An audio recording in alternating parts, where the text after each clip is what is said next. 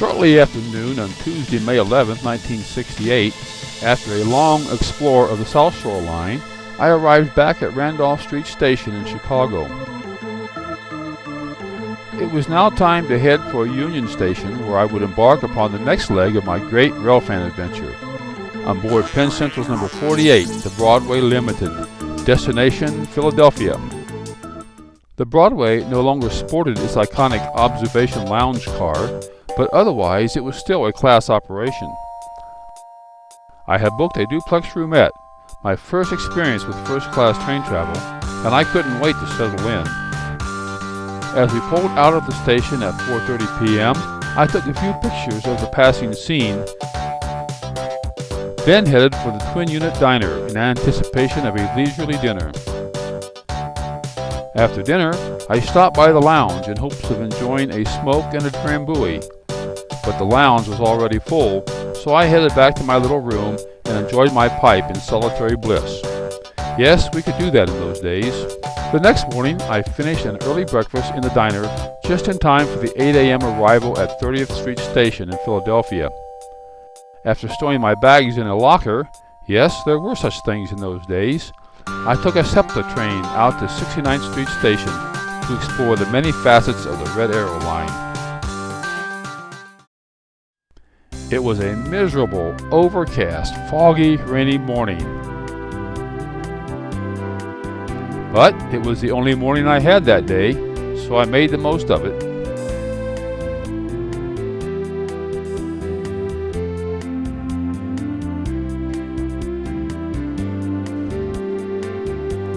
I rode the PCC cars to Media and back.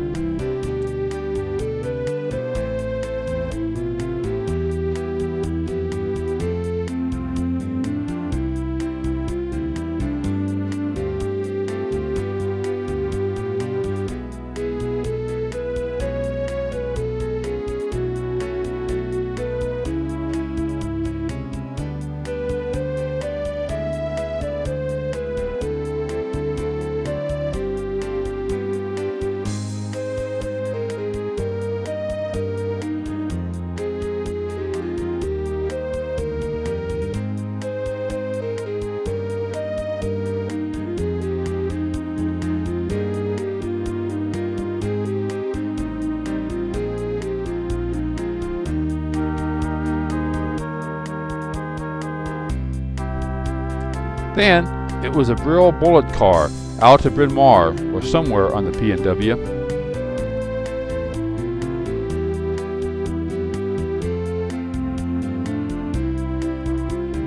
Shot some atmospheric movies there.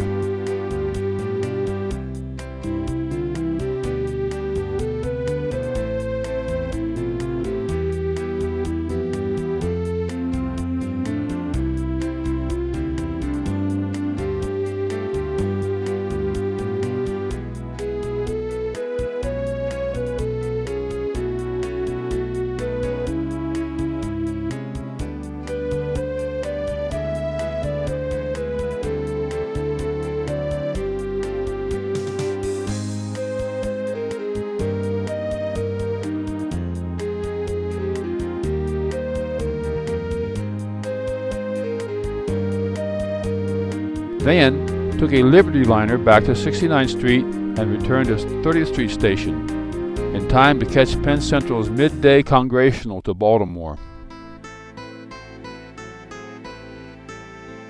By the time I reached Baltimore, the weather had greatly improved. I spent an enjoyable couple of hours sitting on a wall behind Penn Station as an amazing variety of locomotives and trains paraded past my lenses.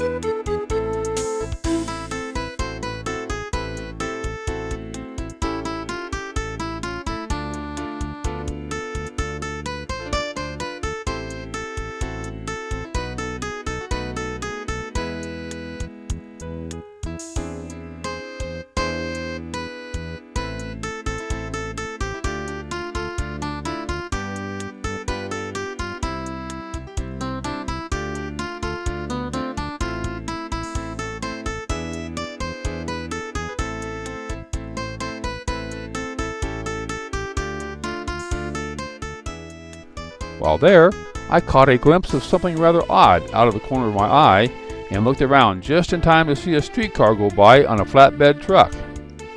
Then another one went by. Upon investigation, I discovered that Baltimore Streetcar Museum members were moving equipment to the museum's new site not far from the station. But then it was time for me to hightail it on over to the Camden station to board the Capital Limited. Well, actually no. By 1968, the B&O's premier train no longer originated in Baltimore,